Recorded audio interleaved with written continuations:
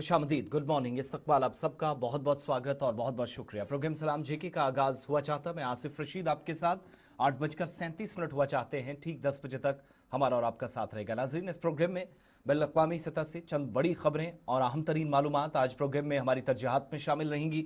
History of the day से programme के format के मुताबिक हम आगे बढ़ेंगे और एक एक करके आज कोशिश रहेगी कि अगर आज वक्त ने इजाज़त दी तो आपकी कॉल्स के स्पेशल सेगमेंट के साथ प्रोग्राम को इख्तिताम पहुंचाएंगे। बैनुल-अक़वामी सतह की चंद बड़ी बातें और जो अमनो कानून या अमनो शांति के लिए कोशिशें की जा रही थी, उसमें एक अहम तरीन पेशरफ मशरक़ वस्ता के अंदर हुई है। थोड़ी देर में उस पर लिए चलेंगे।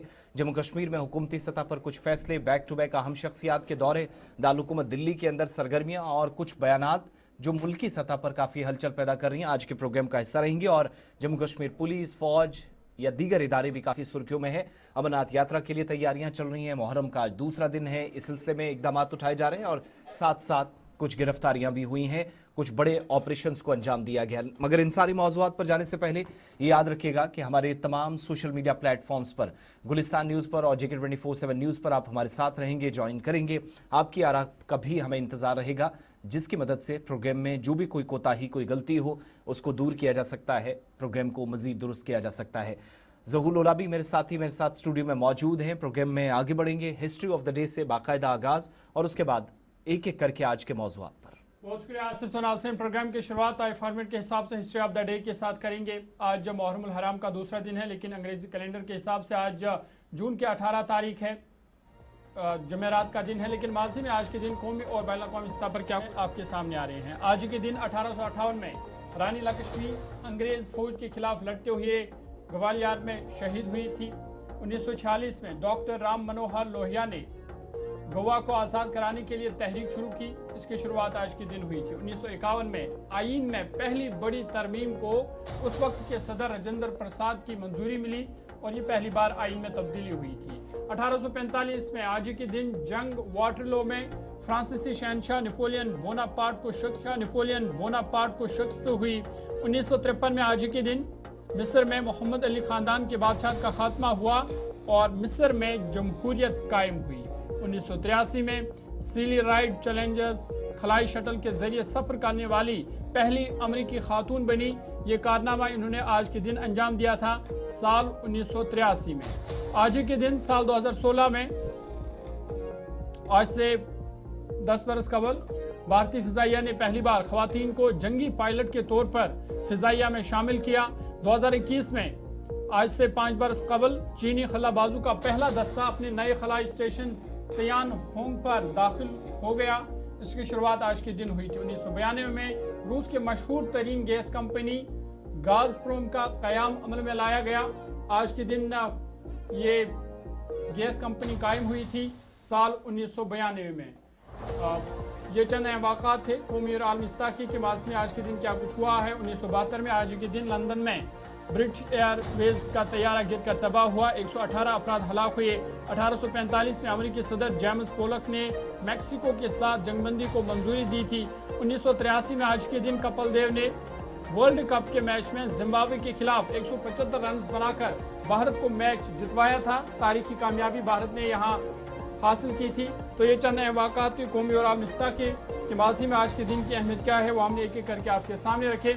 लेकिन आगे बढ़ेंगे, बात आज के दिन के हवाले से करेंगे और आपको बता दें कि आज का दिन काफ़ी अहमियत का हामिल है और न सिर्फ जम्मू कश्मीर या मुल्क बल्कि पूरी दुनिया के लिए आज का दिन काफ़ी अहम है, क्योंकि अमेरिका और ईरान के दरमियान तनाज़ा ख़त्म हो गया है। दोनों ने मुआहदे पर दस्तखत कर दिए हैं। अमेरिका और ईरान ने जो फाइनल एग्रीमेंट है, फाइनल MOU है, तवारीखी मुआहदा जिसे करार दिया जा रहा है, उस पर दोनों की तरफ से दस्तखत हो गए हैं और अमेरिकी सदर डोनाल्ड ट्रंप और ईरान के सदर मसूद पज़ेश्कियान की तरफ से बाज़ाब्ता तौर पर डिजिटली दस्तखत किए गए हैं और अबनाए हॉर्मुज़ को खोलने पर दोनों ने इत्तेफाक किया है। और इस तरीके से ये जो तनाज़ा हम देख रहे थे, हमलों का सिलसिला देख रहे थे, कशीदगी देख रहे थे, लेकिन बिलाखिर ये कशीदगी अब ख़त्म होने को है। अमेरिका और ईरान के दरमियान एक अहम सफारती पेशरफ्त सामने आई है, जहाँ दोनों ममालिक ने एक मफाहमती यादाश्त MOU पर दस्तखत किए हैं, जिसका मकसद तवील कशीदगी का खात्मा और खलेज हरमुज़ को दोबारा खोलना बताया जा रहा है। रिपोर्ट्स के मुताबिक अमेरिकी सदर डोनाल्ड ट्रंप और ईरानी सदर मसूद पज़ेश्कियान ने इस माहिदे पर डिजिटली तौर पर दस्तखत किए, जबकि इब्तिदाई दस्तखत अमेरिकी नायब सदर जेडी वेंस और ईरान के चीफ मुज़ाकरात मोहम्मद बाकर कालिबाफ ने किए थे। लेकिन अब दोनों सदर अमेरिका और ईरान के उन्होंने भी अब इस पर दस्तखत किए हैं और माहिदा फौरी तौर पर नाफिजुल अमल करार दिया गया है। इतलात के मुताबिक इस माहिदे में 60 दिन तक किसी नई पाबंदी या फौजी कार्रवाई से गुरेज पर इत्तेफाक किया गया है, जबकि तेल पर पाबंदियों में नरमी से लेकर स्ट्रेट ऑफ हॉर्मुज को दोबारा खोलने की शकें भी इसमें शामिल है। मजीद बताया गया है कि सदर ट्रंप ने पेरिस के महल वर्साई में फ्रांसीसी सदर इमैनुअल मैक्रोन की मौजूदगी में इस अहम माहिदे की हार्ड कॉपी पर दस्तखत किए हैं और ये बड़ी पेशरफ्त है, बड़ी खबर है कि जो हम कशीदगी खलीज में देख रहे थे, अमेरिका ईरान तनाज़ा देख रहे थे, जिसका असर न सिर्फ खलीज बल्कि पूरी दुनिया पर पड़ रहा था, लेकिन अब देर से ही सही लेकिन अमन कायम हुआ है। दोनों ने तारीखी माहिदे पर दस्तखत कर दिए हैं। MOU न्यू लूप जरा प्ले कर दीजिएगा। नई तस्वीरें भी साथ साथ शेयर कर दी गई हैं इरना न्यूज एजेंसी की तरफ से, ईरान की तरफ से जब दस्तखत किए गए हैं। तो एक वो तस्वीर आपके सामने जब हस्ताक्षर किए गए हैं और दूसरी तस्वीर फ्रांस के पेरिस से जब राष्ट्रपति ट्रंप की तरफ से अमेरिकन प्रेसिडेंट जो G7 समिट का भी हिस्सा बने, वहां पर उन्होंने इस पर दस्तखत किए हैं।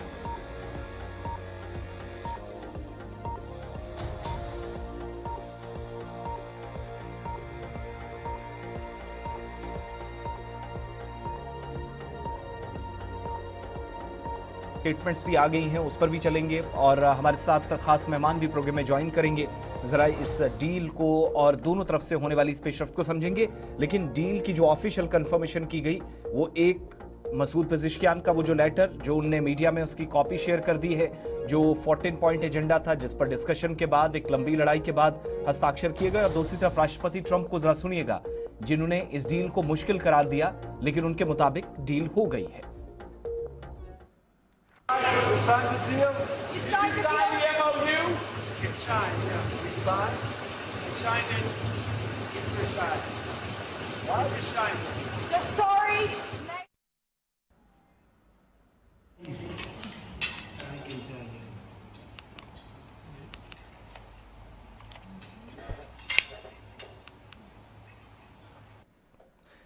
चलिए जरा इस पर और बात करेंगे। Group captain retired UK Devnath ji हमें ज्वाइन कर रहे हैं इस प्रोग्राम में। सर बहुत बहुत स्वागत, thank you so much morning show में ज्वाइन करने के लिए। एक लंबा इंतजार क्या सर इस डील पर हस्ताक्षर के साथ समाप्त हुआ 106-108 दिनों के आसपास का जो था? जी हाँ, इसमें कोई शक नहीं है कि बहुत बड़ी डेवलपमेंट है। दुनिया भर को शांति चाहिए थी। इस सुकून भरी खबर सुनने के बाद दुनिया भर में जो शेयर मार्केट हैं, जो कि जापान, साउथ कोरिया, ताइवान में तो आज सुबह खुल गए थे, वो लोग हमसे 3 घंटे 6 घंटे आगे हैं। Exactly. बहुत अच्छा हेल्दी चढ़ाव उछाल नजर आ रहा है। पेट्रोल डीजल की कीमत में भी अभी कंट्रोल आ जाएगा, क्योंकि कच्चा तेल जो हम लाते हैं भारत में, ब्रेंट क्रूड ऑयल बास्केट, वो पहली बार 1 मार्च के बाद पहली बार $78 यानी $80 से भी कम पर मिल रहा है। आपने कहा कि डील साइन हो गई है। डील का जो आज तक साइन हुआ उसमें जमीन पर हरकत यही नजर आएगी कि उभय पक्ष दोनों साइड एक दूसरे पर कोई हमला नहीं करेंगे फिलहाल। और जमीन पर जो अच्छी पॉजिटिव न्यूज है वो कि स्ट्रेट ऑफ हॉर्मुज को खोलने का काम चालू हो गया है। अमेरिका भी किसी को नहीं रोकेगा, ईरान भी किसी को नहीं रोकेगा। लेकिन जो लंबी बातचीत है उसकी ये शुरुआत है। अभी अगले 60 दिन ये जो 14 मुश्किल पॉइंट हैं उन पर डिस्कशन होगा। तो आज शुरुआत का पहला दिन है और भी 60 दिन बातचीत चलेगी जी। तो क्या ये पीस और स्टेबिलिटी की तरफ आपकी नजर में पहला कदम है? आपके बात को इस तरीके से समझें। और क्रेडिट ज्यादा किसको जाता है? कल पाकिस्तान से एक स्टेटमेंट आया कि इस्लामाबाद टॉक्स का एक हिस्सा MOU था। आज प्राइम मिनिस्टर शहबाज शरीफ ने ट्वीट भी किया कि दोनों साइड से इस पर डील हुआ, लेकिन बीच में कहा गया कि कतर ने और ओमान ने हमारे क्रेडिट को चुराने की कोशिश की। पाकिस्तानी अखबार डॉन भी इस तरह की रिपोर्ट्स कर रहा है। इस शांति व्यवस्था को बनाने और मुश्किल पड़ाव को आसानी तक लाने के लिए किसको क्रेडिट ज्यादा दिया जाए? जी हाँ, इसमें कोई शक नहीं है कि कतर, ओमान शुरुआती दौर में मीडिएटर के हिसाब से काम कर रहे थे। बाद में पाकिस्तान ने भी एक एक्टिव रोल अदा किया। पाकिस्तान को कुछ क्रेडिट तो मिलता है कि कम से कम दोनों पार्टी को इस्लामाबाद में एक ही जगह जमा किया उन्होंने। लेकिन सबसे बड़ी बात है कि इस एमओयू पे साइन होने का पूरा जो क्रेडिट है वो डोनाल्ड ट्रंप को ही देना चाहिए। ईरान तो शुरुआती दौर से ही, जंग के पहले दिन से ही जंग नहीं करना चाहता था।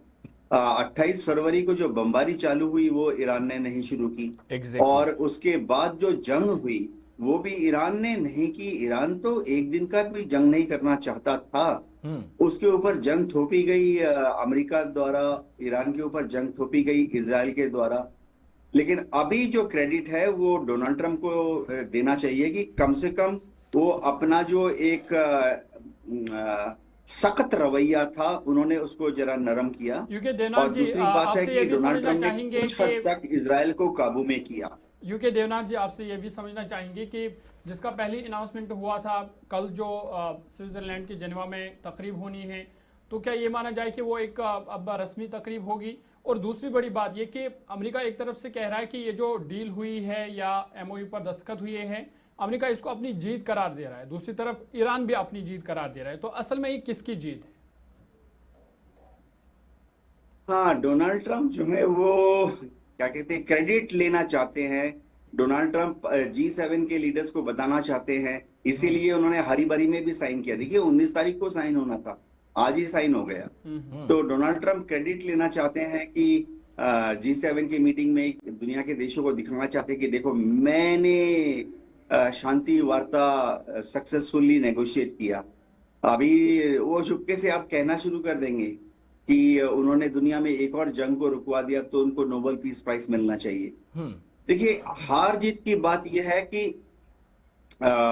ईरान यह जंग जीता नहीं, ईरान यह जंग हारा नहीं।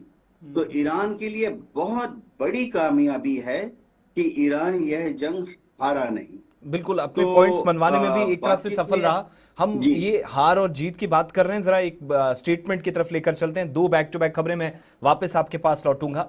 मिसाइल प्रोग्राम ईरान का तबाह किया जाए या इसको बनाने की इजाजत ना दी जाए न्यूक्लियर प्रोग्राम की तरह, ये बहुत हमने इजराइल और अमेरिका से सुना। लेकिन ऐसा लग रहा है कि इस डील के बाद थोड़ा सा रवैया या G7 समिट में रवैया थोड़ा सा नर्म इस बार ट्रंप का नजर आया। और बैलिस्टिक मिसाइल प्रोग्राम पर अमेरिका नर्म इसलिए पड़ रहा है क्योंकि राष्ट्रपति ट्रंप ये कह रहे हैं कि ईरान को भी मिसाइल सलाहियत रखने की या कैपेबिलिटीज इतनी होनी चाहिए। अगर कतर और सऊदी अरब का वो नाम ले रहे हैं, वो लोग रख सकते हैं, तो फिर ईरान को क्यों रोका जाए। और इजराइल इस बयान से बिल्कुल भी खुश नहीं है। अमेरिकी पॉलिसियों से नेतन्याहू नाखुश है, टाइम्स ऑफ इजराइल रिपोर्ट कर रहा है। जबकि ईरान के मिसाइल प्रोग्राम पर मुज़ाकरात पर जोर भी दिया जा रहा है, इस पर बातचीत हो, वार्तालाप हो। लेकिन वो जो स्टांस था कि मिसाइल या बैलिस्टिक मिसाइल्स प्रोग्राम जो बिल्कुल नष्ट कर दिया जाएगा, कैपेबिलिटीज को महदूद कर दिया जाएगा, सीमित कर दिया जाएगा, जिस पर फोकस था, ट्रंप ने जब ये स्टेटमेंट दिया कि हम तेहरान का मिसाइल कैपेबिलिटीज जो पहले बार बार कहा जाता कि डिसमेंटल किया जाए, अब वो अचानक से क्या स्टांस में तब्दीली लाते हैं। और जो पहला यूएस एडमिनिस्ट्रेशन का स्टांस था, क्या उसमें कोई बदलाव आया है, इसको समझेंगे। लेकिन पहले वो स्टेटमेंट जिसमें उन्होंने कहा कि ईरान भी सीमित प्रोग्राम की तरफ बढ़ सकता है, अगर आसपास के देश रख सकते हैं तो फिर वो क्यों नहीं। अचानक से चीजें बदली हैं, राष्ट्रपति ट्रंप को सुनिए। I'm saying that if other countries have them, it's a little bit unfair for them not to have some. A ballistic missile is not the same thing as what we're talking about when we talk nuclear. But if Saudi Arabia and Qatar and they all have some, I would say in relative proportion, I think it's okay. That's what I mean. No, I'm saying that if other countries have them, it's a little bit unfair. Ballistic missile is not the same thing as what we're talking about when we talk nuclear. But if Saudi Arabia and Qatar and they all have some, I would say in relative proportion. We've been pretty tough in that. You know, it is a little hard though when you say that somebody wants it, other people have it, other adjoining states have it, and you're not letting them have it for purposes of electricity and things like that. It's always a little tough. You have to use a little common sense, please. We've been pretty tough in that. You know, it is a little hard. ये जो राष्ट्रपति Trump कह रहे थे, ये तो एक खबर, लेकिन ईरान की तरफ से कंफर्मेशन अब थोड़ी देर पहले आई है। ये विदेश मंत्रालय के प्रवक्ता की तरफ से, इस्माइल बगई की तरफ से एक स्टेटमेंट जारी किया गया है कि ईरान ने अमेरिका से जो मुआहिदा हुआ, जो एग्रीमेंट हुआ है, उसकी तफसीलात या उसकी डिटेल्स शेयर कर दी हैं। पहली जो एक कॉपी मीडिया में आई थी वो हमने आपके सामने रखी, लेकिन मिसाइल प्रोग्रामों पर मुज़ाकरात से, बातचीत से ईरान टोटली इनकार कर रहा है। 60 दिन में जो तेल पर पाबंदियां लगी हैं वो खत्म करने की डिमांड की जा रही है। स्ट्रेट ऑफ हॉर्मुज को दोबारा खोलने का ऐलान कर दिया गया है। ये वो कॉपी है जो साइन करके मीडिया में आज शेयर भी की गई है। लेकिन कुल मिलाकर आप देखेंगे ये डेवलपमेंट्स तब हो रही हैं जब ऑलरेडी हम देख रहे थे कि ईरानी वजारत खारजा या विदेश मंत्रालय के जो प्रवक्ता हैं, जिनने सरकारी टीवी से बात करते हुए कंफर्मेशन की है कि मुआहिदे का जो मतन है, दोनों मालिक के जो प्रेसिडेंट्स हैं वो दस्तखत कर चुके हैं। इसके बाद कई सिफारती मराहिल असर नौ तरतीब दिए गए हैं। इस्माइल बगई के मुताबिक स्विट्जरलैंड में होने वाली जो मुलाकात थी, दरअसल वो दस्तखती तकरीब के लिए नहीं थी, लेकिन अब सूरत हाल तब्दील होने के बाद इस मुलाकात के इनेकाद या मनसूखी से मुतल्लिक फैसला आइंदा चंद घंटों में मुतवक्के है। साथ साथ जिनेवा में मुज़ाकराती टीमों की शिरकत बदस्तूर पहले से तयशुदा शेड्यूल के मुताबिक जारी रहेगी। इस्माइल बगई ये भी बता रहे हैं कि ये जो MOU है, इस पर अमल दरामद के लिए फौरी तौर पर टेक्निकली बातचीत शुरू की जाएगी, जबकि स्ट्रेट ऑफ हॉर्मुज से मुतल्लिक मामलात पर ईरान और ओमान की मुश्तरका जिम्मेदारी होगी। साझा एक कॉपरेशन के तहत आपसी समन्वय के बाद आगे का कदम उठाया जाएगा। साथ साथ आपने हॉर्मुज में या स्ट्रेट ऑफ हॉर्मुज में जो दोबारा से कामकाज शुरू हो, शिपिंग हो, आने और जाने का जहाज़ों का सिलसिला शुरू हो, उसके बदले फीस वसूल की जाएगी, जबकि ईरान के पास एनरिच यूरेनियम को कम दर्जे पर लाने का इख्तियार मौजूद है, लेकिन किसी के हवाले करेगा या समाप्त करेगा ये बिल्कुल भी नहीं कह रहे हैं। लेकिन इस बात से इनकार किया जा रहा कि मिसाइल प्रोग्राम पर कोई बात हो, मुज़ाकरात हो, किसी तरीके से बात होगी। वापस जरा ग्रुप कैप्टन यूके देवनाथ जी के पास चलेंगे। सर, दो बैक टू बैक स्टेटमेंट्स, एक तो ये ईरान जो कह रहा, मैं उस पर बाद में आऊंगा, लेकिन जो पहली बात कि जो राष्ट्रपति ट्रंप कह रहे हैं कि सीमित बैलिस्टिक मिसाइल्स का कार्यक्रम, क्या ये पुराने स्टांस में वॉशिंगटन के बदलाव है? इसमें कोई शक नहीं है कि ये काफी ज्यादा कॉम्प्रोमाइज किया है। शुरुआती दौर में अगर हम याद रखें तो ईरान बार बार दावा करता रहा था कि वह अपने बैलिस्टिक मिसाइल्स का इस्तेमाल इजराइल के खिलाफ तब तक नहीं करेगा जब तक कि इजराइल पहले बॉम्ब नहीं गिराता है ईरान पर। तो ये ईरान का जो पॉइंट ऑफ व्यू था उसको मान लिया गया है। ईरान भी बैलिस्टिक मिसाइल इजराइल की तरफ तब तक नहीं फायर करेगा जब तक कि पहले इजराइल बॉम्ब्स नहीं गिराता ईरान पर। जी ठीक है, एक लास्ट कमेंट आपसे लेंगे, क्योंकि एक और स्टेटमेंट अब से कुछ देर पहले जो कि हम बार बार कह रहे थे कि दोनों एक तरफ से एक दोनों साइड से दावे किए जा रहे हैं। गालिबाफ जो कि आप सब जानते हैं काफी सुर्खियों में इस पूरे मुज़ाकराती अमल या बातचीत के दौरान रहे, अब वो कह रहे हैं कि ये हमारी मिलिट्री ऑपरेशंस का नतीजा है, ये हमारे लिए जीत है। अमेरिका और इजराइल अपने टारगेट्स को अचीव करने में गालिबाफ के मुताबिक नाकाम रहे। दो बड़ी ताकतों का उनके मुताबिक मुकाबला किया है और इजराइल जिस मकसद से हमला 28 तारीख को जिस मकसद से उसने हमला किया था वो उसमें नाकाम साबित हुआ। गालिबाफ की जरा तस्वीरें चलाइएगा और उनकी बात भी सुनाएंगे। और ये स्टेटमेंट्स कब आ रहे हैं? जब डील हो चुकी है, दोनों तरफ से कंफर्मेशन हो चुकी है और गालिबाफ के इस बयान के बाद अमेरिका से भी रिएक्शन का इंतजार है। उनका ये स्टेटमेंट जब वो सरकारी टेलीविजन से इस डील के बाद बात कर रहे थे, जरा वो बात आप सुन लीजिए। گفتم ما با آمریکا پیروز شدیم، بر رژیم صهیونیستی پیروز شدیم در حوزه نظامی، در حالی که اونا قدرت‌های اول جهان بودن. اینا پارامترهای متعددی دارن. ما اجازه ندادیم به 9 هدفی که رژیم و آمریکا خودشون اینها رو بیان کردن تا 9 که با چه اهدافی شروع کردن جنگ رو، به هیچ کدوم از اون اهداف نرسیدن و این جنگ دقیقاً نشون داد ابعاد مختلف رو. ما واقعا در دوران دفاع مقدس مردم در جنگ حضور داشتن ولی یک نقش پشتیبانی کننده داشتن شاید اینکه کمک‌های مادی می آوردن، بله یه تعداد هم بی جبهه، عمدتاً فضای جنگ و جبهه در همون محیط‌های جغرافی. ईरान इस जंग को जीत गया है। ईरान के पार्लियामेंट के स्पीकर मोहम्मद बागर गालिबफ इसका दावा कर रहे थे और कुछ लोगों का मानना है कि विन विन सिचुएशन है, लेकिन ईरान ने ज्यादा पॉइंट्स पर अमेरिका को कॉम्प्रोमाइज कराया और वो बैलिस्टिक मिसाइल जिसको नष्ट करने, डिसमेंटल करने के इरादे से हमला किया गया था, उस पर लास्ट में अब उसकी भी इजाजत होनी चाहिए, चाहे महदूद ही हो। स्टांस बदलने का मौका जो अभी थोड़ी देर पहले हमारे मेहमान भी बता रहे थे कि बहुत कॉम्प्रोमाइज अमेरिका ने किया है, लेकिन ईरानी वजारत खारजा के तर्जुमान ने थोड़ी देर पहले ये भी कंफर्म कर दिया है कि मफाहमती यादाश्त या MOU पर अमल दरामद के लिए फौरी सतह पर तकनीकी मुज़ाकरात शुरू किए जाएंगे। अगर खित्ते में कशीदगी जारी रही, खुसूसन लेबनान पर हमले बरकरार रहे, तो इसे मुआहदे की खिलाफ वर्जी तस्वुर किया जाएगा। ईरानी वजारत खारजा के मुताबिक आबनाए हरमुज में बहरी आमदो रफ्त और खिदमात की फराहमी के बदले भी फीस वसूल की जाएगी, जबकि ईरान के पास अफसूदा यूरेनियम को कम दर्जे पर लाने का इख्तियार भी मौजूद है। इसके अलावा ईरान के मिसाइल प्रोग्राम पर किसी किस्म की बातचीत मुमकिन नहीं, ना ही ईरानी जौहरी मवाद मुल्क से बाहर मुंतकिल किया जाएगा। ये भी कहा गया है कि 60 रोज़ के अंदर फरीक सानी को खित्ते में मौजूद जो फौजी मौजूदगी है बढ़ाने या नई पाबंदी आयद करने से गुरेज करना होगा, यानी अमेरिका की तरफ इशारा था। और इसी मुद्दत में तेल की पाबंदियां खत्म की जानी चाहिए। ईरान को अपनी तेल की बरामदात दोबारा मुकम्मल तौर पर बहाल करने का हक मिलना चाहिए। इस्माइल बकई ने जोर देते हुए ये भी कहा कि अमेरिका को ईरान के मुंजमद जो असासे हैं, फ्रीज्ड अकाउंट्स हैं या एसेट्स हैं, उन तक रसाई में रुकावटें दूर करनी होंगी। ईरान का जो दिफाई सलाहियतें हैं, मिसाइल प्रोग्राम है, किसी भी बैरूनी दबाव या गुफ्तगू को तेहरान मुकम्मल तौर पर मुस्तरद करता है। साथ साथ इस्माइल बकई के मुताबिक मौजूदा मुआहिदा अगरचे एक नई सिफारती पेशरफ्त है, ताहम इस पर अमल दरामद खित्ते में एतमाद साजी और बाहमी एहतराम से मशरूत है।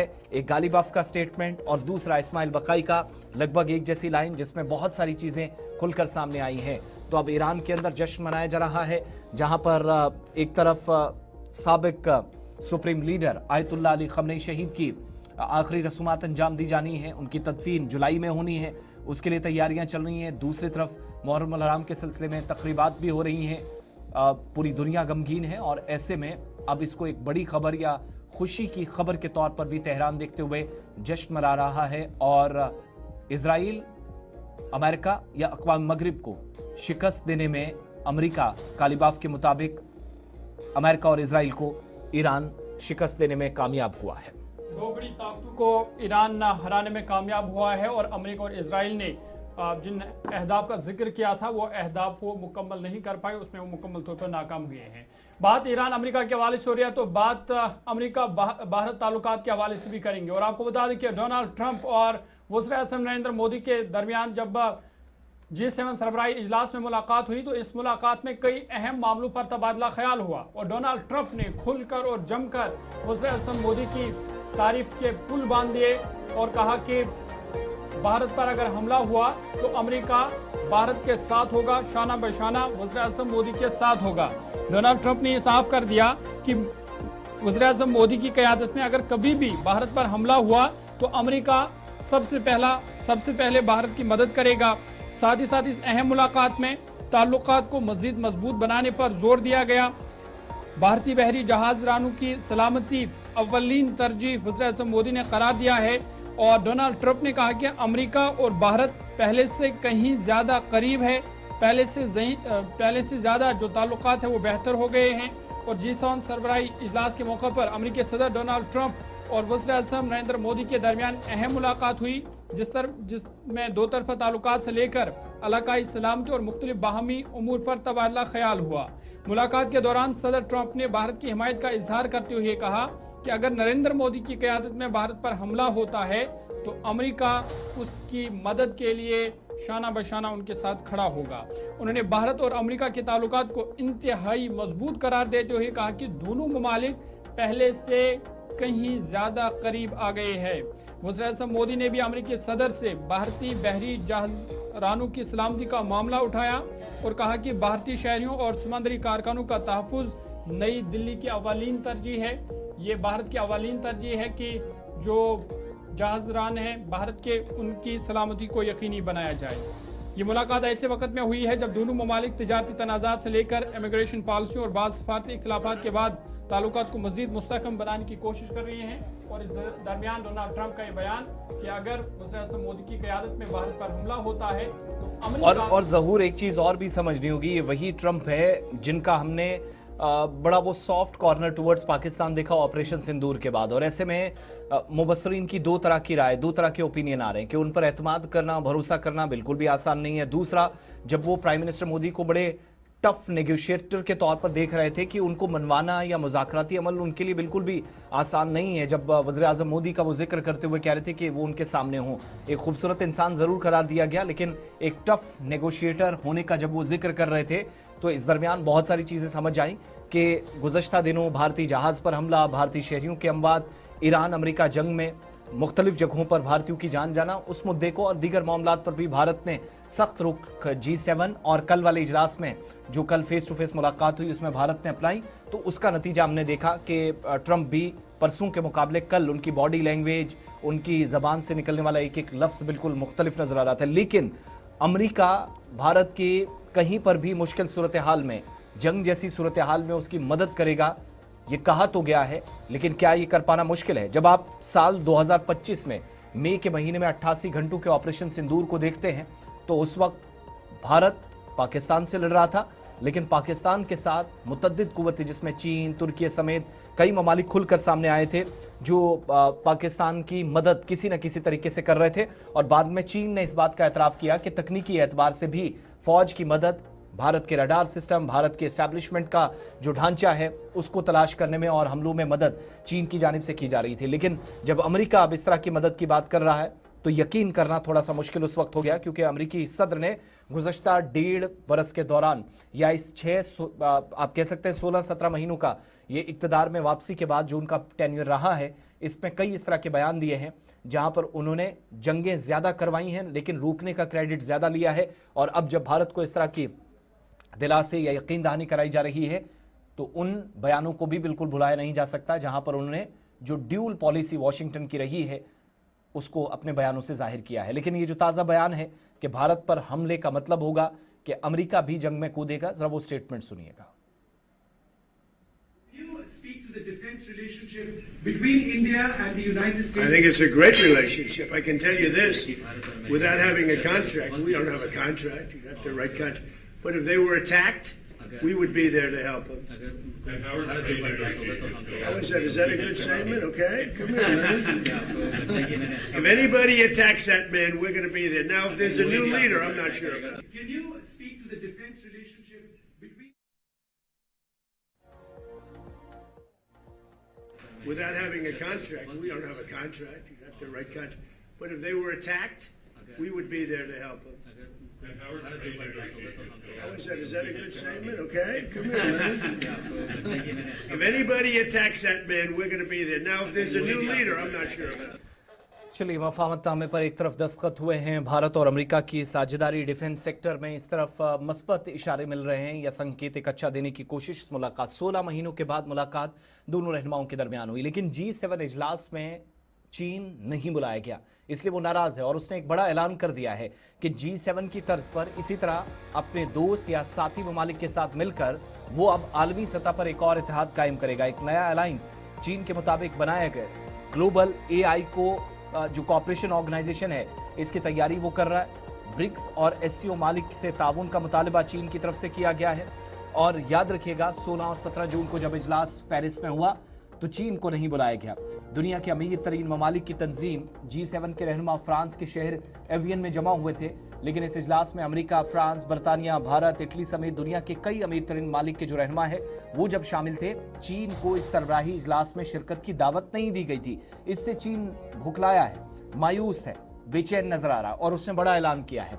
चीन ने ये ऐलान किया है कि वो अपना अलग आलमी ग्रुप कायम कर रहा है जिसे ग्लोबल AI कॉपरेशन ऑर्गेनाइजेशन का नाम दिया जाएगा। कल यानी 17 जून को चीन के दारुल हुकूमत बीजिंग में स्टेट काउंसिल इंफॉर्मेशन ऑफिस की ज़रिए-ए-एहतमाम एक प्रेस कॉन्फ्रेंस में चीनी वज़ीर ख़ारजा वांग यी की तरफ से कहा गया कि चीन ग्लोबल आर्टिफिशियल इंटेलिजेंस ताउन तंजीम के क़याम की तैयारियों को तेज़ कर रहा है और इस ग्रुप में शामिल होने के लिए हर एक का खैर मकदम करता है। एआई की बेहतरी के लिए कदम किया जा रहा, लेकिन एक वाज़ेह पैगाम देने की भी कोशिश है कि चीन भी आलमी कुव्वतों में से एक कुव्वत है जिसको बिल्कुल नजरअंदाज नहीं किया जा सकता है। उनने वाज़ेह तौर पर यह कहा कि चीन अब पूरी दुनिया का कंट्रोल संभालने के लिए तैयार है। ग्लोबल एआई कोऑपरेशन ऑर्गेनाइजेशन के जरिए कई ममालिक के साथ एक अलग ग्रुप बनना चाहिए। और फिर यह भी कहा गया कि अमेरिका की खुफिया मंसूबे से मुश्तइल जो चीनी सदर शी जिनपिंग है, इस नई आलमी गिरोहबंदी के लिए एशिया, अफ्रीका और लातीनी अमेरिका या बाकी ममालिक की तरक्की याफ्ता और जो तरक्की पजीर ममालिक है उन पर शर्त लगा रहे हैं, जिन्हें अक्सर मगरबी ममालिक के रहमो करम पर छोड़ दिया गया। तो चीन के मुताबिक वो आज़ादाना राय कायम करने के लिए इस ग्रुप में जुड़ सकते हैं। मजीद ये कि चीन की जो कौमी तरक्की और जो इस्लाहात है, जो रिफॉर्म कमीशन है, उसके नाइब सरबरा ज़ुहाइंग बेंग की तरफ से भी कहा गया है कि इस ग्रुप को मजबूत बनाने के लिए ब्रिक्स ममालिक और शंघाई ताउन तंजीम SCO को इस्तेमाल किया जाएगा। चनाचे मुमकिन है कि चीन की तरफ से बनाए जाने वाले इस ग्रुप में रूस और ईरान जैसे ममालिक भी शामिल हों। इसके अलावा चीन ने खुलकर दुनिया भर के तमाम ममालिक पर जोर दिया है कि जो अमरीकी गुंडागर्दी है उससे जो परेशान है इस ग्रुप में शामिल हों, ताकि चीन अमेरिका के खिलाफ एक मजबूत आलमी महाज बना सके, एक नया अलायंस हो। तो एक नई लड़ाई इस इजलास के खत्म होते ही शुरू हो गई है, जिसका मतलब यह है कि खित्ते के अंदर जो मौजूदा सूरत हाल है उससे चीन बिल्कुल भी खुश नहीं है कि अमेरिका की जानिब से कई एक जगहों पर डिक्टेट किया जाता है। उन सारे ममालिक पर शराई तब लगा दी जाती हैं जिनके साथ माजी में बेहतरीन और दोस्ताना ताल्लुकात रहे। और ये बात कब हुई है? जब वो शी जिनपिंग नॉर्थ कोरिया का दौरा खत्म करके वापस वतन लौटे हैं। चलिए, बात बैन अवी खबरों और कौमी खबरों के हवाले से हो रही है, तो आगे बढ़ते हैं। बात अब जम्मू कश्मीर की करते हैं। और जम्मू कश्मीर में उन मुलाजमीन के खिलाफ हुकूमत की कार्रवाई जारी है जिनके खिलाफ मुल्क दुश्मन सरगर्मियों का इल्ज़ाम है। और बड़ी कार्रवाई हुई है जम्मू कश्मीर के ज़िला अनंतनाग में, जहां PDD के एक मुलाजिम को सरकारी नौकरी से बरतरफ किया गया है। मुबैना मुल्क दुश्मन सरगर्मियों में मुलव्वस होने का इल्ज़ाम था, जिसकी बिना पर कार्रवाई करते हुए उसे नौकरी से बेदखल कर दिया गया है। बड़ी खबर, अनंतनाग में महकमे बिजली का मुलाजिम नौकरी से उसे बरतरफ कर दिया गया है। और जम्मू कश्मीर हुकूमत ने ज़िला अनंतनाग के बिजबिहाड़ा इलाके से ताल्लुक़ रखने वाले महकमे बिजली PDD के एक लाइनमैन को मुबैना दहशतगर्दी और मुल्क दुश्मन सरगर्मियों में मुलव्वस होने के इल्ज़ाम में मुलाजमत से बरतरफ कर दिया है। बाज़ाब्ता तौर पर हुक्मनामा जारी हुआ है, जिसके मुताबिक मोहम्मद शफी मलिक, जो महकमे बिजली में लाइनमैन के तौर पर तैनात थे, उन्हें आईन हिंद के आर्टिकल 311(2)(b) के तहत मुलाजमत से फारिग किया गया है। हुकूमत का कहना है कि वो 2016 से कलअदम तंजीम लश्कर तैयबा से वाबस्ता था और उसके खिलाफ मुतअद्दिद मुकदमात ज़ेर समाअत है।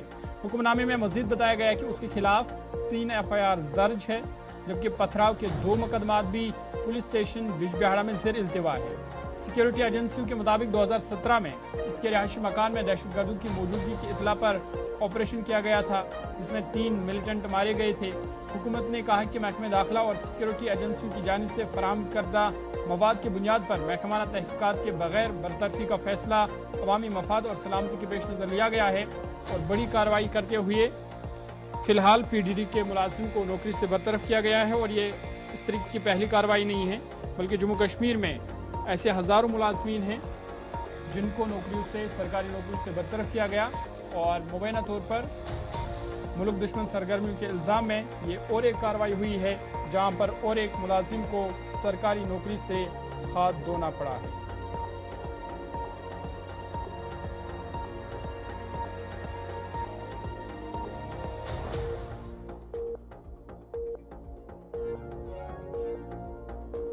मिलाकर अब तक जो कार्रवाइयां हुई हैं उसमें 90 सरकारी मुलाजमीन को नौकरी से बरतरफ किया गया है। अप्रैल 2021 में पहली कार्रवाई हुई थी, 4 मुलाजमीन को नौकरी से बरतरफ किया गया था, जिसमें महकमा तालीम के मुलाजमीन सर फहरिस्त थे। अब आगे बढ़ेंगे, बात अब जरा पुलिस कार्रवाइयों की भी करते हैं। सुबह जम्मू के अंदर एक ऐसा केस जो काफी सुर्खियों में रहा, उस केस में पुलिस की तरफ से एक और कामयाबी हासिल की गई है।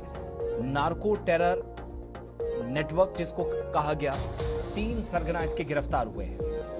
लव गुज्जर नेटवर्क से ये तीनों मुलजिमान वाबस्ता थे जम्मू पुलिस के मुताबिक। और हैरान कुन इंकशाफ जो पुलिस की तरफ से किया गया कि करेंसी तो पकड़ी गई, मनशियात तो पकड़े गए, कई बड़े खुलासे हुए, लेकिन AK-47 राइफल और हेरोइन भी बरामद की गई है, जिसकी तस्दीक पुलिस की जानिब से जम्मू के अंदर की गई है।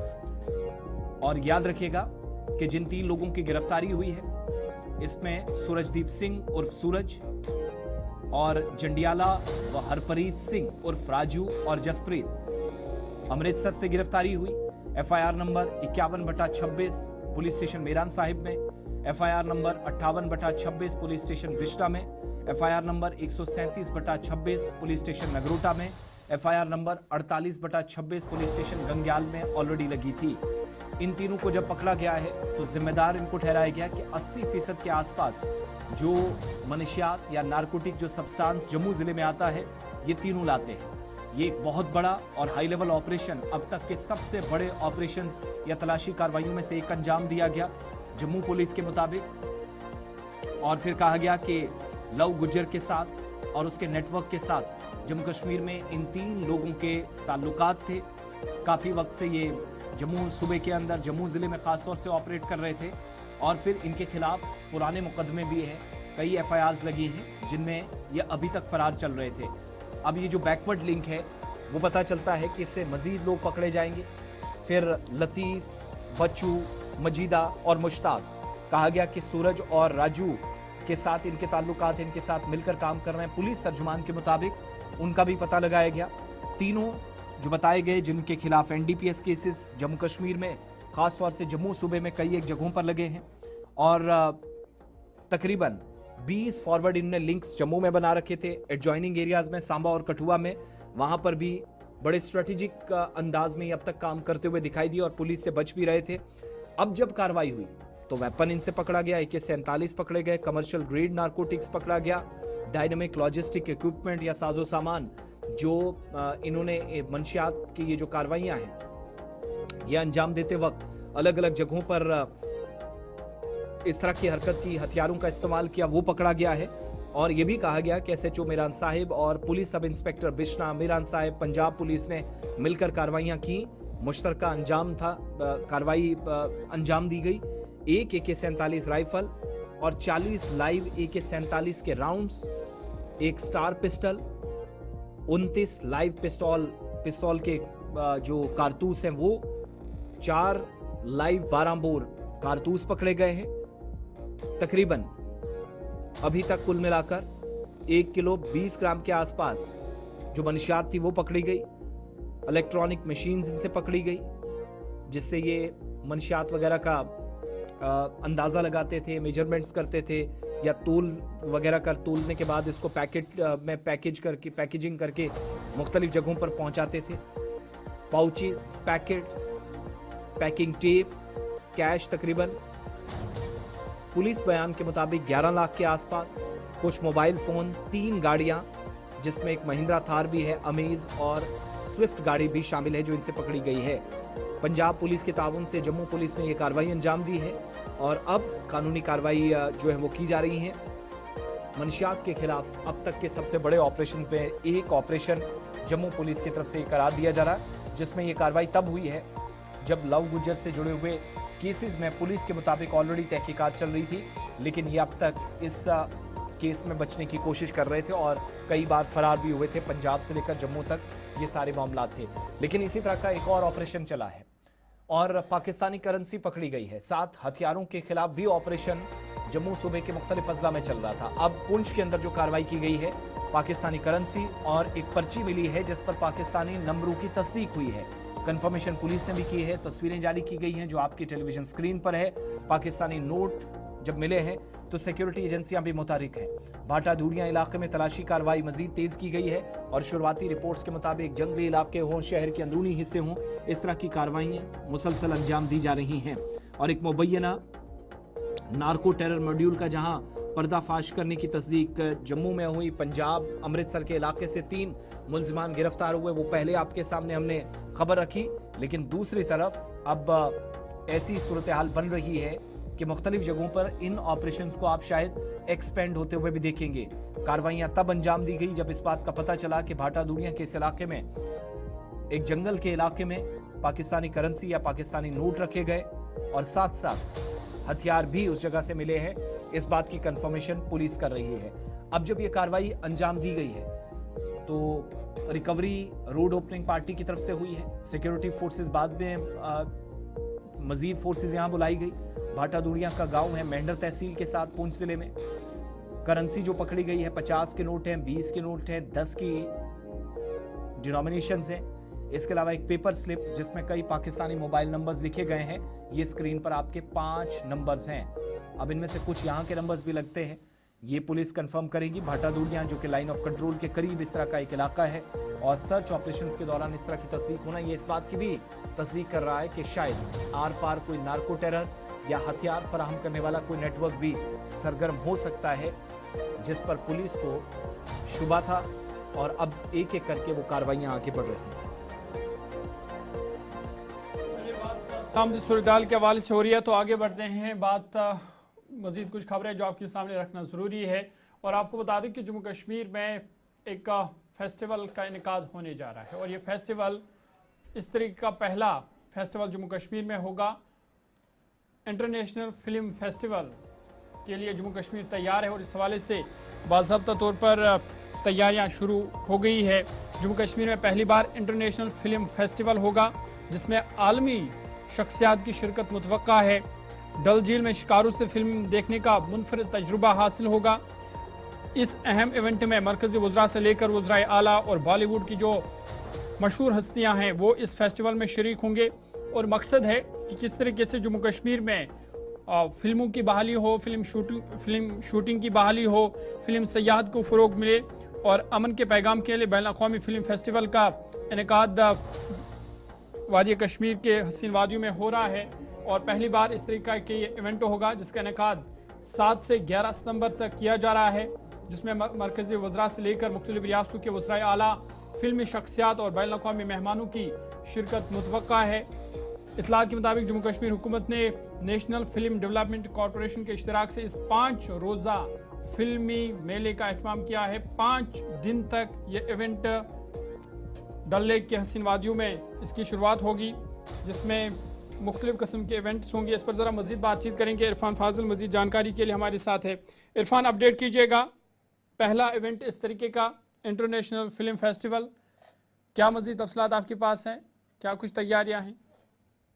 देखिए ज़रूर, जहां तक इस इंटरनेशनल फिल्म फेस्टिवल को लेकर बात करूंगा, इंटरनेशनल फिल्म फेस्टिवल तो आज तक कई सारे यहाँ हुए हैं मगर ये पहली बारी हो रहा है जिसमें डल लेक को लेकर स्क्रीनिंग की जा रही है फिल्मों को लेकर, क्योंकि आज तक हमने डल लेक में शिकारा राइडिंग या बोट राइडिंग या हाउस बोट देखा है, मगर साथ ही साथ जबकि हम बात करें ये पहली बारी हो रहा है जिसमें स्क्रीनिंग होगी और साथ ही साथ फिल्मों को भी दिखाया जाएगा।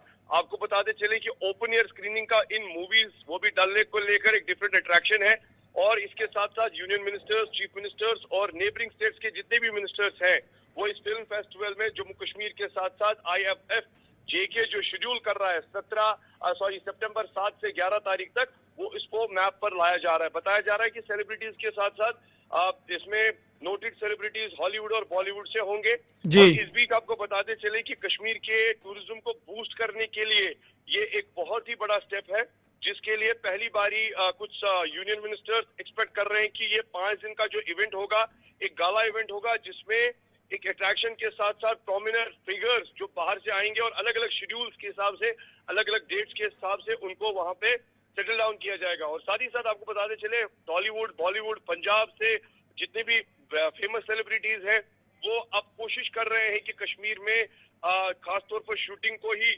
फिल्म शूटिंग को ही स्ट्रोक किया जाए, क्योंकि मिलिटेंसी ब्रोक आउट हो चुकी है कश्मीर में तकरीबन 99%। मगर जहां तक अब फिल्मों को लेकर अगर मैं बात करूं तो एक प्रमोशनल एक्टिविटी जरूर है।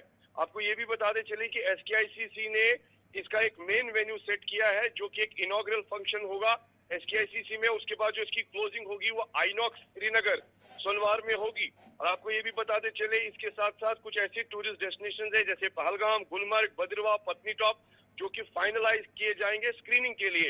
एक साइड से अगर अमरनाथ यात्रा को लेकर मैं बात करूं जो कि 57 डेज की पावन यात्रा रहती है और इसके साथ साथ जब उसकी क्लोजिंग जब अमरनाथ यात्रा क्लोज हो जाती है उसके बाद ही जी हाँ एक सक्सेसफुल स्टेप इस पर लिया जाएगा। और इसके साथ साथ जैसे आपको पता होगा कि वंदे भारत एक्सप्रेस जो है उसने भी जम्मू कश्मीर श्रीनगर को जोड़ा है, दिल्ली को जोड़ा है, तो टूरिज्म सेक्टर के लिए वो भी एक बड़ा फायदा है। अब देखने वाली बात जरूर होगी कि ये जो IFF JK जो ये फाइनलाइज कर रहा है स्क्रीनिंग को लेकर, इसका इम्पैक्ट वर्ल्ड वाइड। तो इरफान ये माना जाए कि इस इवेंट के बाद हम देखेंगे कि जो 90 के दहाई में हम देख रहे थे कि बाज़ाब्ता तौर पर फिल्मों की शूटिंग खासकर वादी कश्मीर को प्रायोरिटी दी जा रही थी। इस इवेंट के बाद फिर हम देखेंगे कि उसमें इजाफा होगा, ज़्यादा से ज़्यादा फिल्में कश्मीर में ही शूट की जाएंगी।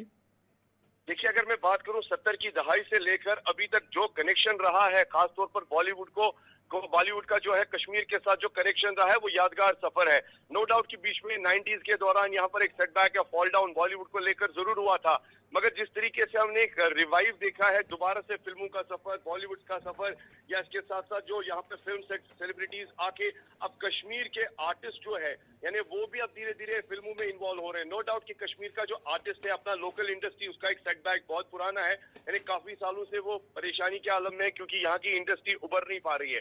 मगर बॉलीवुड और टूरिज्म का कनेक्शन जरूर इसको उरूज पर लेकर जाएगा और ये बहुत ही बड़ी फायदेमंद बात होगी। बहुत बहुत शुक्रिया तफसीलात फराम करने के लिए। इरफान फाजिल श्रीनगर से तफसीलात फराम कर रही थी और बता रही थी कि फिल्मी सयाहत को फ़रोग के लिए ये बड़ा इवेंट होने जा रहा है। जम्मू कश्मीर में पहली बार इंटरनेशनल फिल्म फेस्टिवल होगा। 5 दिन का ये इवेंट होगा। 7 सितंबर से इसकी शुरुआत होगी, 11 तक की जारी रहेगा। और इसके अलावा न सिर्फ डल झील बल्कि पहलगाम, गुलमर्ग, पटनीटा, भदरवा में भी इस तरीके के वहाँ पर भी जो फिल्में हैं वो स्क्रीन की जाएंगी। बात जब सयाहत के हवाले से हो रही है तो आगे बढ़ते हैं, बात सियासत की भी करते हैं, क्योंकि जम्मू कश्मीर में और मुल्क के जो इस वक्त सूरत हाल है, सियासत तेज़ हो गई है। और वज़ीर आला उमर अब्दुल्ला का एक बड़ा बयान सामने आया है जो इस वक्त मौज़ूए बहस है, ज़ेर बहस है, जिस पर इस वक्त सियासी गलियारों में हलचल तेज़ हो गई है। उमर अब्दुल्ला ने यह साफ कर दिया है कि नेशनल कॉन्फ्रेंस के जो पार्लियामेंट के अरकान हैं वो कभी भी एनडीए का साथ नहीं देंगे, एनडीए के साथ नहीं जाएंगे। नेशनल कॉन्फ्रेंस के अरकान पार्लियामेंट एनडीए की हिमायत नहीं करेंगे। उमर अब्दुल्ला ने साफ कर दिया है। उन्होंने कहा कि अपोजिशन अरकान के फैसले उनका ज़मीर तय करेगा। जिस तरीके से ममता बनर्जी की पार्टी या आम आदमी के कुछ अरकान वो एनडीए में शामिल हुए, उसको लेकर के उन्होंने कहा कि अपोजिशन अरकान के फैसले उनका ज़मीर तय करेगा। और उन्होंने कहा कि जो नेशनल कॉन्फ्रेंस के अरकान हैं वो कभी भी एनडीए का साथ नहीं देंगे। वज़ीर आला उमर अब्दुल्ला ने वाज़ा किया कि नेशनल कॉन्फ्रेंस के अरकान पार्लियामेंट एनडीए हुकूमत की हिमायत नहीं करेंगे, चाहे अपोजिशन के दीगर जमातों के कुछ अरकान किसी भी मौक़िफ़ का इख्तियार करे। बांडीपोरा में एक जायजा इजलास के बाद मीडिया से गुफ्तगू करते हुए उमर अब्दुल्ला ने कहा कि दीगर जमातों के अरकान पार्लियामेंट के फैसलों पर वो कोई तबसरा नहीं कर सकते क्योंकि उनका ज़ाती और सियासी मामला है। ताहम उन्होंने दो टोक अल्फाज में कहा कि इस वक्त की जो मुल्क की सूरत हाल है, सियासी सूरत हाल है, मुतअद्दिद पार्टियों से अरकान अलग होकर एनडीए का साथ दे रहे हैं, उस पर उन्होंने साफ तौर पर और दो टोक अल्फाज में कहा कि नेशनल कॉन्फ्रेंस के अरकान किसी भी सूरत एनडीए का साथ नहीं देंगे। और ये खबरें कब आई? जब शिवसेना उद्धव ठाकरे वाला ग्रुप एक बार फिर से बिखरता हुआ नजर आ रहा है। 6 से 7 अरकान पार्लियामेंट नाराज हैं, जो लोकसभा स्पीकर से आज मुलाकात भी कर सकते हैं।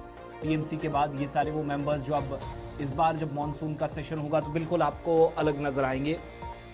200 से ज़्यादा जो आपको मेंबर्स, 232 के आसपास टीएमसी और बाकी तमाम और डीएमके के यहाँ तक के मेंबर्स जो एनडीए की हिमायत करेंगे, जो पहले से ही अलग सिटिंग अरेंजमेंट्स उनके लिए हों। स्पीकर को इस सिलसिले में चिट्ठी लिख चुके हैं क्योंकि असेंबली इंतखाबात तमिलनाडु में वहाँ से नाराज़गी शुरू हुई, फिर मगरबी बंगाल में हार हुई टीएमसी की।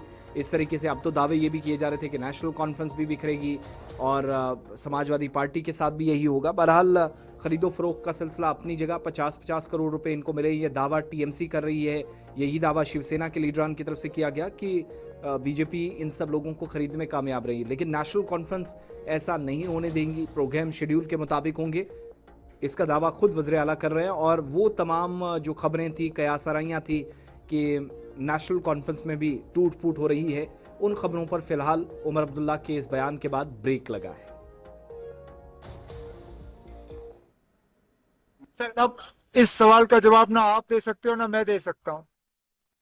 अब मैं यहाँ बांडीपुर में खड़े होके आपको कैसे बता सकता हूँ कि डीएमके या शिवसेना वाले क्या करेंगे? वो उन तक है, वो उनके जमीर तक है। उनको जमीर जहां तक जाने की इजाजत देगी वो जाएंगे। जहां तक नेशनल कॉन्फ्रेंस के एमपीज हैं, हम कभी इस चीज का सपोर्ट नहीं करेंगे। बाकी क्या करेंगे मैं उसमें क्या कह सकता हूँ। वो बात आ गई है। मिनिस्टर साहिबा भी जम्मू से इस मीटिंग में जुड़ी हुई थी, सकीना यत्तू साहिबा, उन्होंने ऑनरेबल एमएलए साहब को और बाकियों को यकीन दिलाया हुआ है कि जहां जहां अभी कुछ करना बाकी है उनके डिपार्टमेंट की तरफ से के दो टूक अल्फाज में कहा कि जो अरकान पार्लियामेंट है नेशनल कॉन्फ्रेंस के, वो एनडीए की हिमायत नहीं करेंगे। 9:27 हुआ चाहते हैं, यहाँ पर छोटा सा ब्रेक लेंगे। ब्रेक के उस पार आएंगे तो बात मंशियात के हवाले से करेंगे कि मंशियात के दलदल में किस तरह तालिब इल्म भी फंस गए हैं, उस हवाले से खबर आपके सामने रखेंगे। मुतअद्दिद कुछ खबरें हैं, कुछ अदालतों के फैसले हैं, वो भी आपके सामने रखना ज़रूरी है, उन पर भी बात करेंगे। ग्राउंड जीरो पर चलेंगे जहाँ से हमारे नुमाइंदे भी हमारे साथ ज्वाइन करेंगे। लेकिन छोटा सा ब्रेक के बाद जल्द हाजिर होंगे, हमारे साथ रहिएगा।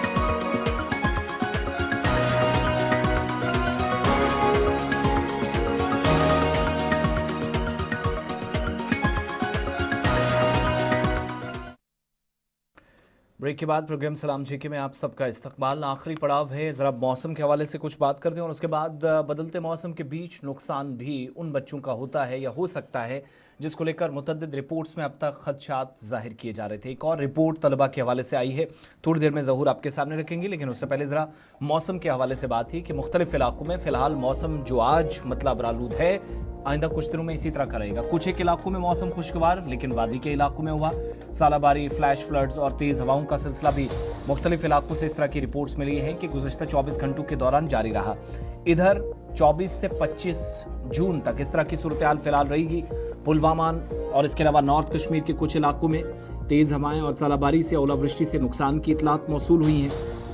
महकमा मौसमियात के मुताबिक फिलहाल ये सूरत हाल बरकरार रहेगी। आज 18 जून के बाद भी बिखरे हुए मकामात पर हल्की बारिशों का और वक्फे वक्फे से तेज़ हवाओं का सिलसिला जारी रहेगा।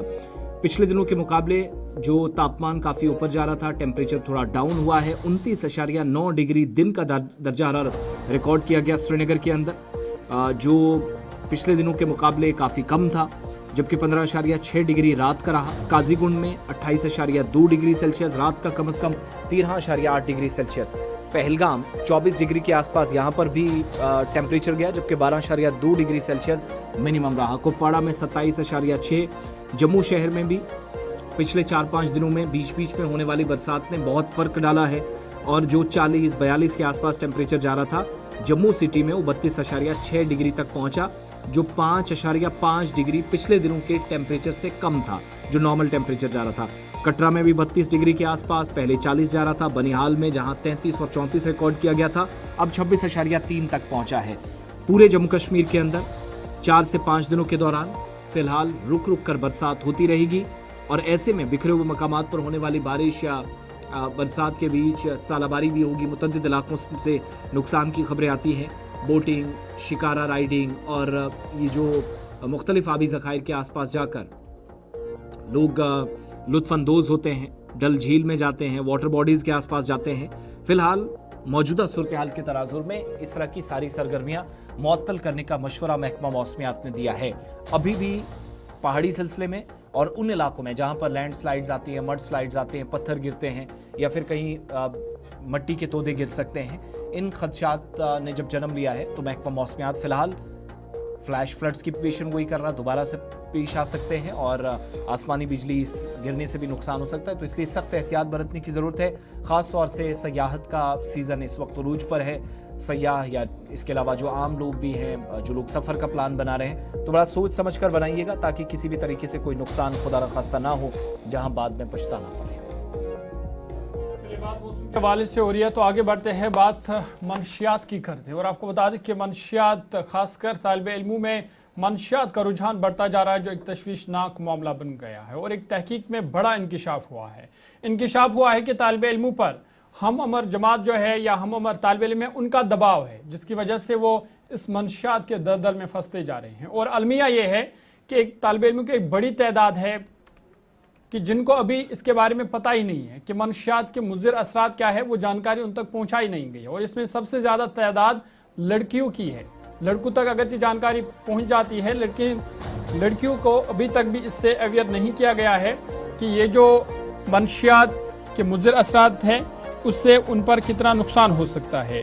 और आपको बता दें कि श्रीनगर में district institute of educational research and training की एक तहकीकी रिपोर्ट में इंकिशाफ हुआ है कि स्कूली तलबा में मनशियात के इस्तेमाल की बड़ी वजह हम उम्र जो तालिब इल्म है उनका दबाव है, हम उम्र दोस्तों का दबाव है, जिसकी वजह से वो इस दलदल में फंस जाते हैं। तंबाकू सबसे ज़्यादा इस्तेमाल होने वाला नशा है जो तलबा में बढ़ता जा रहा है। तहकीक के मुताबिक 9वीं से 12वीं जमात के 3100 तलबा पर एक सर्वे किया गया तो मालूम हुआ कि 68% लड़के मनशियात के असबाब और नुकसानात से वाकिफ़ है, जबकि लड़कियों में ये शरह 50% कम है। यानी 50% से कम लड़कियां हैं जिनको मनशियात के मुज़िर असरात के बारे में पता है, लेकिन 50% से ज़्यादा है जिनको अभी पता ही नहीं है। खासकर साइंस के तलबा, आर्ट्स और कॉमर्स के तलबा के मुकाबले में ज़्यादा आगाही पाई गई है। और रिपोर्ट्स में कहा गया कि बड़ी वजह दोस्तों का दबाव है, जबकि तजस्सुस, ज़हनी दबाव और तालीमी दबाव भी अहम अवामिल में शामिल है। और इस वजह से ये जो रुझान है मनशियात का, ये बढ़ता जा रहा है, जो एक तशवीशनाक सूरत हाल अब इख्तियार कर चुकी है। इस पर ज़रा मज़ीद बातचीत करेंगे क्योंकि एक संगीन मामला है जिसको समझना बहुत ज़रूरी है। इमरान नायकू मज़ीद जानकारी के लिए हमारे साथ है, श्रीनगर से हमें ज्वाइन कर रहे हैं। इमरान, ये जो एक संगीन मामला है, हम देख रहे हैं कि मनशियात का रुझान अब तालिब इल्मों में इसका रुझान ज़्यादा बढ़ता जा रहा है। और ये जो पीर प्रेशर है, जो हम जमातों का दबाव है, इसको ज़रा समझाइएगा कि किस तरीके से जो तलबा है उन पर हम जमातों का दबाव है जिस वजह से वो इस दलदल में फंस जाते हैं।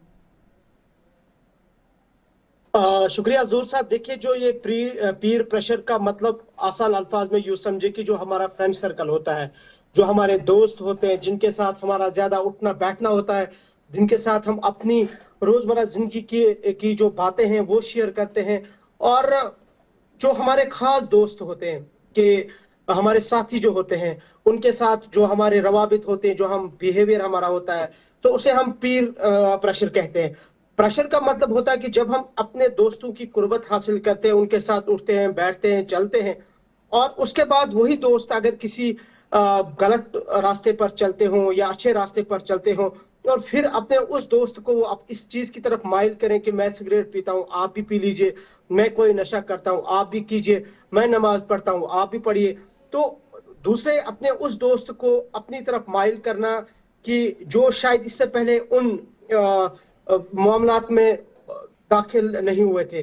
तो यही रिपोर्ट जिसका आप अभी जिक्र कर रहे थे कि डाइट श्रीनगर ने कहा है कि 3100 स्कूल्स की जो है उन्होंने तहकीक की है, जिससे पता चला है कि ज्यादातर जो मनशियात स्कूल्स में पाया गया है, चाहे वो हाई सेकेंडरी लेवल के हों, हाई स्कूल खासकर 8th क्लास से 12th क्लास तक, तो इसमें लड़कों की तादाद 68% जो लड़के हैं वो इन्वॉल्व है, ड्रग्स उनमें ज्यादा पाया जा रहा है, ड्रग्स का रुझान। और वहीं अगर देखा जाए अवेयरनेस की, तो अवेयरनेस का उन्होंने कहा है कि लड़कियों में बहुत कम है, और खासकर जो साइंस के स्टूडेंट है वो तो एटलीस्ट ये जानते हैं कि ड्रग्स क्या है और इसके बारे में, लेकिन इसकी अवेयरनेस के बारे में, और आर्ट्स स्टूडेंट्स को ये मालूम नहीं है। दूसरा ये कि जो हमारे रिहेबिलिटेशन सेंटर्स है, उसका भी इस रिपोर्ट में कहा गया है कि रिहेबिलिटेशन सेंटर्स के बारे में भी लड़कियों को ज्यादा नॉलेज नहीं है। तो कुल मिला के जो अभी आपने इस रिपोर्ट का जो फिगर दिया है, ये बड़ा ही तशवीशनाक है। अब ये सिर्फ शहर श्रीनगर का ताल्लुक नहीं है, बल्कि अगर आप इसी रिपोर्ट को अगर आप थोड़ा सा अपने तरीके से एनालिसिस करेंगे कि हमारे 10 डिस्ट्रिक्ट है या हमारे JNK में 20 डिस्ट्रिक्ट है, तो across the 20 districts of the UT, तो देखेंगे कि यही रेशो अगर हम रखेंगे तो इसका मतलब यह है कि हमारे स्कूली बच्चों में जो ड्रग्स का रुझान है वो बढ़ रहा है, वो इस रिपोर्ट में तस्दीक है। लेकिन इमरान एक चीज और भी बताइएगा, इमरान एक चीज और भी बताइएगा इमरान, ये तो कंफर्मेशन है, और ये अभी तो हम रिपोर्टेड स्कूल्स की आमतौर पर ज्यादा बात कर रहे हैं, अनरिपोर्टेड केसेस, अनरिपोर्टेड स्कूल्स या जहां की कंफर्मेशन नहीं है वो हम समझते हैं। फिर एक और तस्दीक हुई कि बच्चियां भी, लड़कियां भी, फीमेल्स का भी एक अच्छा खासा रेशो है, लेकिन इस बदनुमा दाग से, इस बदतर सूरत हाल से निकलने का कोई तरीकाकार भी वाज़ेह किया एक्सपर्ट्स ने? इस रिपोर्ट के साथ कोई रास्ता भी बताया? देखिए, जैसे आसिफ साहब आपने कहा कि 38% जो सेकेंडरी और 43% जो हमारे हायर सेकेंडरी तालिबात जो हैं, गर्ल स्टूडेंट्स है, इस रिपोर्ट में कहा गया है कि उन्होंने भी दोस्तों के दबाव को अहम सबब करार दिया है। और 46% जो सेकेंडरी और 68% हायर सेकेंडरी के जो बॉयज स्टूडेंट्स है, उन्होंने कहा है कि उनके अपने दोस्तों का जो प्रेशर है, दबाव है, उसकी बड़ी वजह है कि वो इस ड्रग्स में मुब्तला हुए हैं। लेकिन जहां तक आपके सवाल का ताल्लुक है कि रिपोर्ट में क्या कहा गया है या सिंसियरिटी कितनी है, मुझे लगता है कि इस रिपोर्ट में एक चीज का जो जिक्र किया गया है कि अवेयरनेस की कमी है।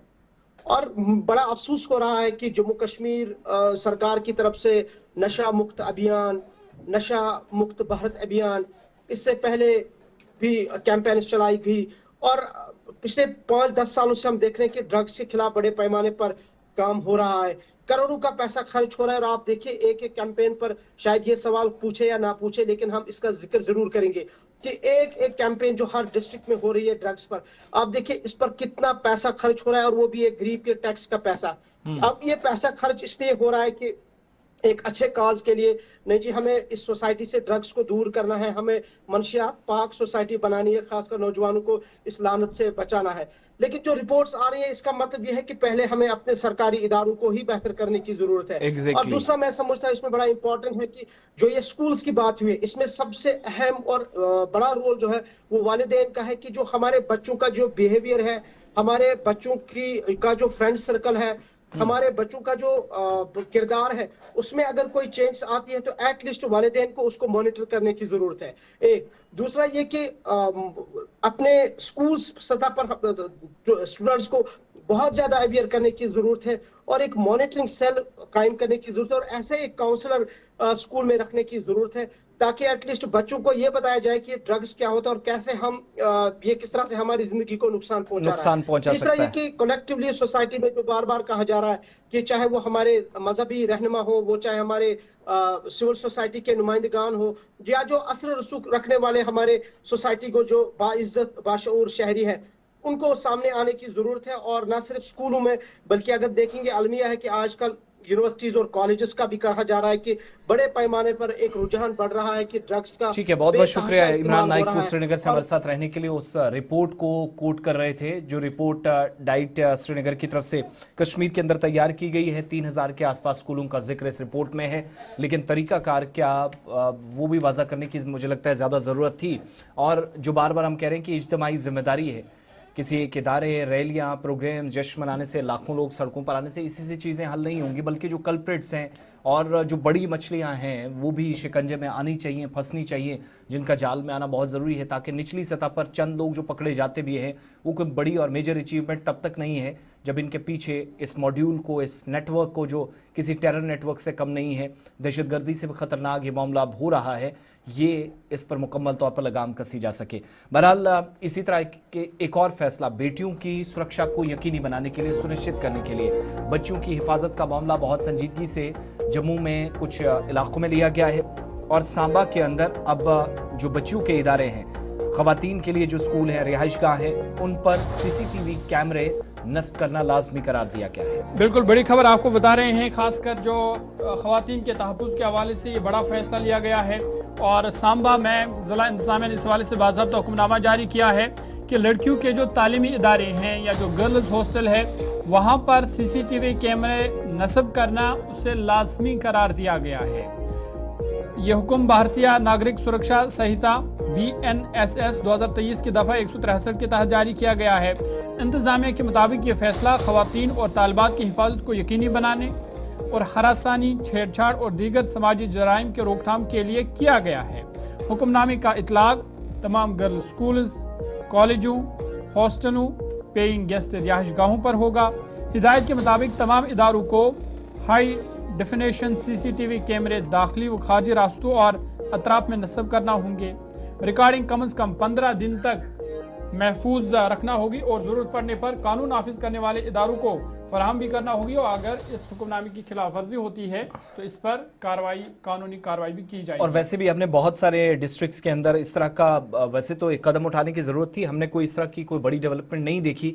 सांबा चलते हैं, ऋषि खजूरिया हमारे संवाददाता हमारे साथ हैं। ऋषि, इस फैसले के तहत तमाम इंस्टीट्यूशंस में, प्रतिष्ठानों के अंदर क्या प्रोग्राम के मुताबिक, पॉलिसी के मुताबिक ऑलरेडी ये जो फैसला लिया गया था उसके मुताबिक काम शुरू हो चुका है, या लेटेस्ट फैसला है, अब नई चीज़ें एक एक करके उसमें इन्वॉल्व करके सारे स्कूलों, कॉलेजों, हॉस्टल्स में और रेजिडेंशियल एरियाज में काम शुरू होगा? क्या पुलिस के पास इस तरह का प्रमाण था, इस तरह की शिकायतें मौसूल हुई कि बच्चियों या महिलाओं की सुरक्षा को लेकर पूरा समाज चिंतित था, जिसका संजीदगी से, बहुत सख्ती से नोटिस लिया गया? जी बिल्कुल, आपको बताते चले, ये जो प्रशासन की तरफ से फैसला लिया गया है कि तमाम गर्ल्स हॉस्टल या गर्ल्स स्कूल, कॉलेजेस या फिर पीजी अकोमोडेशन की बात करें तो उसके बाद अब जो है वो हाई डेफिनेशन सीसीटीवी कैमरास की इंस्टॉलेशन की जाएगी। इसके ऊपर मंथन किया गया है। एसएसपी सांबा की अगर बात करें तो उन्होंने, और डीसी सांबा आयुषी सूदन, इनकी तरफ से ये फैसला जो वो लिया गया है, सर्वसहमति जो वो जताई गई है। और ये सुझाव जो वो एसएसपी सांबा की तरफ से ही दिया गया है कि कहीं ना कहीं कई ऐसी शिकायतें आ रही हैं यहाँ पर महिलाओं के साथ या स्कूली कॉलेज जाने वाले बच्चों के साथ हैरासमेंट होती है, उनको प्रताड़ित किया जाता है, ईव टीजिंग या इसी के साथ साथ स्टॉकिंग जैसे मामले सामने आते हैं। और जब ऐसे मामले सामने आते हैं तो समाज में चिंता का विषय बन जाता है और कहीं ना कहीं जब उसमें कार्रवाई की जाती है तो कई बार प्रूफ सामने नहीं आते हैं। लेकिन हाँ, कुछ हद तक बड़े इंस्टीट्यूशंस की अगर बात करें तो उनके बाहर ये सीसीटीवी कैमरास इंस्टॉल जरूर किए गए हैं, लेकिन कहीं ना कहीं कई बार ये 24/7 एक्टिव भी नहीं रहते हैं, वर्किंग कंडीशन में नहीं होते हैं, जिसके चलते प्रशासन ने सेक्शन 163 जो BNSS की है उसी के तहत अब ये ऑर्डर, ये फरमान जारी कर दिया कि जितने भी जिला भर में स्कूल, गर्ल्स स्कूल्स हैं, कॉलेजेस हैं, पीजी अकोमोडेशंस हैं, गर्ल्स हॉस्टल्स हैं, उसके बाहर अब ये high definition CCTV cameras install किए जाएंगे। और इससे क्या होगा कि अंदर आने वाला व्यक्ति, बाहर जाने वाला व्यक्ति, उसके ऊपर खास नजर रखी है। और खबर ये भी है, क्या ये ऑफिशियल कंफर्मेशन है कि इन कैमरों की रिकॉर्डिंग भी कम से कम 15 दिनों तक ओपन रखी जाएगी? जी बिल्कुल सही कहा आपने। ये साफ तौर पर कहा गया है कि एक तो वर्किंग कंडीशन प्रॉपर होनी चाहिए, 24/7 ये कैमरा चलने चाहिए, और 15 दिनों की कम से कम जो फुटेज है वो इसमें होनी चाहिए। क्योंकि मान लीजिए कि कोई कार्रवाई हो जाती है, कोई मामला इस तरह का दर्ज हो जाता है, उसमें पुलिस जब अपनी तहकीकात करेगी, तफ्तीश करेगी, तो उसमें वो चीजें जो है वो सीसीटीवी कैमराज में, फुटेज में वो दिख पाए। इसी के लिए ये 15 दिनों के लिए जो ये सिस्टम है ये आपके जो सीडी या पेन ड्राइव में रहना चाहिए। और उसके साथ साथ ये भी कहा गया कि जो सीसीटीवी कैमराज यहाँ पर इंस्टॉल किए जाएंगे उनका प्लेबैक सिस्टम भी सही होना चाहिए, यानी उसमें प्लेबैक फैसिलिटी भी होनी चाहिए। मान लीजिए कि कोई मामला हो रहा है, कोई घटना घट रही है, उसमें उस आवाज को भी चेक किया जाए कि आखिर मामला क्या था, माजरा क्या था। तो मुझे लग रहा है कि कहीं ना कहीं इंस्टीट्यूशंस के बाहर अब ये जो कैमराज इंस्टॉल किए जाएंगे तो ये सख्त दिशा निर्देश यहाँ के जो मालिक हैं पीजी अकोमोडेशन के या जो इंचार्जेस हैं, हेड्स हैं इंस्टीट्यूशंस के, उनको ये सबको डायरेक्शंस गई गई हैं, वो इस पर काम शुरू करेंगे। बहुत बहुत धन्यवाद सांबा से हमारे साथ रहने के लिए। ऋषि खजूरिया डिटेल्स दे रहे थे कि सीसीटीवी कैमरे लगाना इंस्टीट्यूशंस के अंदर, खासतौर से जहां पर बच्चियां हैं, महिलाएं पढ़ रही हैं, काम कर रही हैं, वहां पर जरूरी है। लेकिन एक और इंपॉर्टेंट मीटिंग हुई जहां पर इसी तरह का मामला ज़ेरे बहस आया। पोश एक्ट के तहत जम्मू कश्मीर के अंदर क्या आज के वक्त में काम हो रहा है या नहीं, इस बात का अंदाजा लगाना था उन आंकड़ों, उन नंबर्स के साथ जो जम्मू कश्मीर अथॉरिटीज के पास है। वर्क प्लेस पर काम करते वक्त खवातीन के साथ जिनसी ज्यादती, हरासमेंट के केसेस या उनके साथ किसी न किस्म की ज्यादती, जब इस तरह की शिकायतें पुलिस के नोटिस में आती रही, काम कितना हुआ है। तो इसके सरकारी तौर पर आदादोशुमार भी जारी किए गए हैं कि जो जिनसी हरासानी के केसेस आ रहे हैं खवातीन के खिलाफ, 2826 सरकारी और 1048 निजी इदारे जम्मू कश्मीर में पॉश एक्ट के तहत अभी तक रजिस्टर किए गए हैं। ये वो एक्ट है जिसके तहत खवातीन के खिलाफ जिनसी ज्यादतियां वर्क प्लेस पर होती हैं, कामकाज के दौरान होती हैं, इदारों के अंदर होती हैं, उनका सख्ती से नोटिस इस एक्ट के तहत लिया जाता है। और याद रखिएगा कि ये जो कार्रवाई अब अंजाम दी गई है, जिसमें चीफ सेक्रेटरी जम्मू कश्मीर सरकार की तरफ से नंबर्स ले रहे थे, वर्क प्लेस पर हरासानी से तहफ्फुज कैसे खवातीन को फराहम किया जाए, 2013 का पॉश एक्ट जिसके तहत अब तक 2826 सरकारी दफ्तर, 1048 प्राइवेट इंस्टीट्यूशन की निशानदेही की जा चुकी है, जबकि काम की जगह पर जिनसी हरासानी से मुतल्लिक मौसूल होने वाली 3 शिकायत को कानून के मुताबिक अभी तक निपटा दिया गया है। चीफ सेक्रेटरी अतुल डुल्लू की सदारत में कालासती जायजा इजलास मुनक्किद हुआ, जिसमें यूनियन टेरिटरी में खवातीन को काम की जगह पर जब इस तरह के केसेस का सामना करना पड़ा तो इस कानून के नफाज का जायजा लिया गया। खवातीन के लिए सरकारी और निजी शोबों में महफूज और कानून के मुताबिक काम का माहौल यकीनी बनाया जा सके, इस पर जोर दिया गया।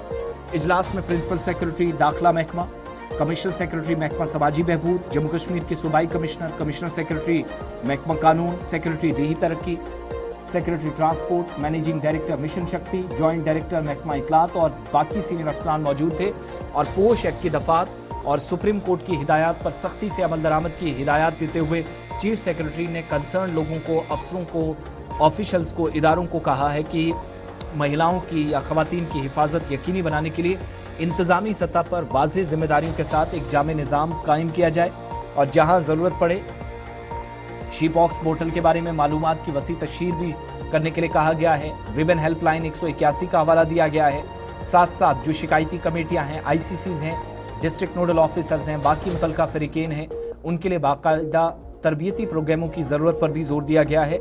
और लॉ डिपार्टमेंट को कहा गया है कि कानूनी जो खिदमाती इदारे उनके ज़रिए तरबियत को मज़ीद मजबूत बनाया जाए। 978 इदारों की बाज़ाब्ता शनाख्त अभी तक की गई है जहाँ ख़वातीन की मुलाजमत फराहम करने वाले ये इदारे हैं, लेकिन इक़दामात क्या हैं उनकी हिफाजत के लिए, इसका हिसाब किताब भी साथ साथ लिया जा रहा है। क्लोज सर्किट टेलीविज़न है या नहीं, CCTV कैमरे लगाए गए या नहीं, इसका भी साथ साथ अंदाज़ा लगाया जा रहा है। ये सारी सूरत हाल का जायज़ा इस इजलास में लिया गया।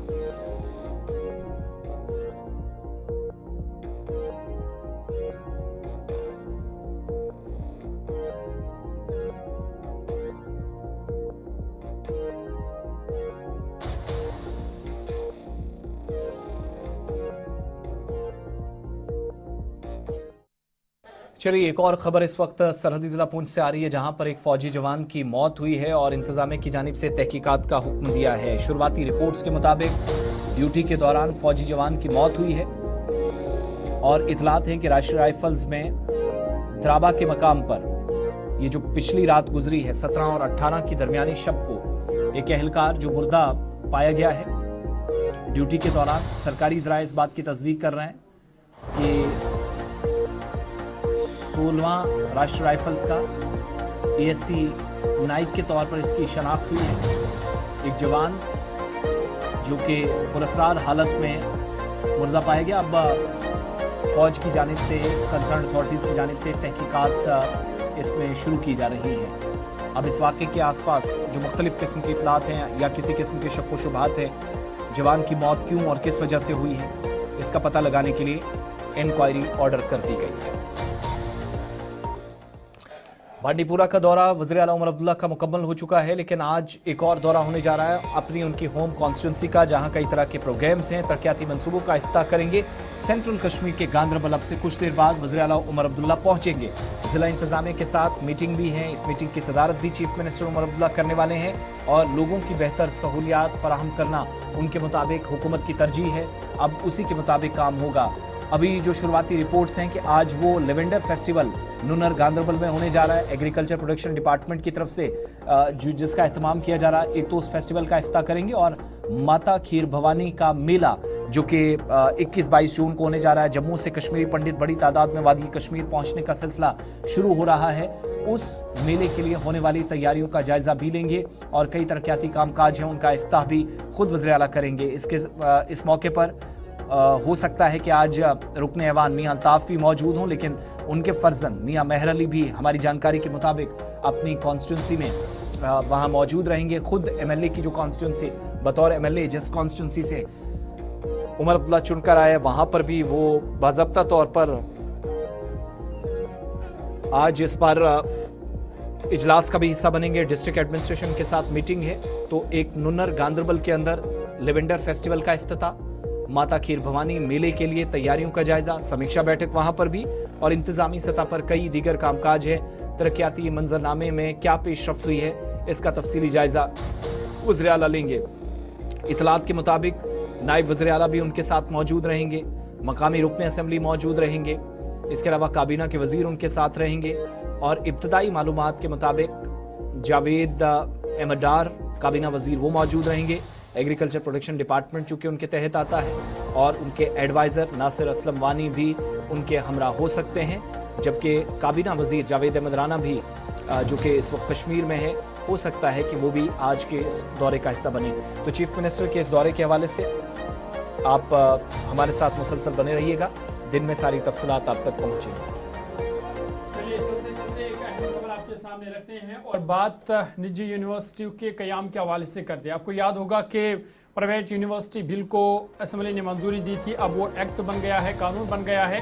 उस हवाले से अब किस तरीके से निजी यूनिवर्सिटी का क़याम जम्मू कश्मीर में हो, मसवदा मुकम्मल तौर पर तैयार कर दिया गया है कि नज़्म ज़ब्त क्या होगा, रूल्स एंड रेगुलेशंस क्या होगा, इस हवाले से ये अमल जो है वो मुकम्मल कर लिया गया है। जम्मू कश्मीर में निजी यूनिवर्सिटियों के क़याम और उनके नज़्म व नस्ब को मुनज़्ज़म बनाने के लिए हायर एजुकेशन डिपार्टमेंट ने Jammu Kashmir private universities act 2026 के तहत कवायद का मसवदा तैयार कर लिया है, जिसे मंजूरी के लिए अब महकमे खजाना को अरसाल किया गया है। इत्तलात के मुताबिक हायर एजुकेशन डिपार्टमेंट ने महकमे कानून, इंसाफ व पार्लिमानी उमूर के मशवरे से कवायद मुरतब किए हैं। चूँकि इन कवायद के माली असरात भी है, इसलिए इन्हें महकमे खजाना की मंजूरी के लिए भेजा गया है।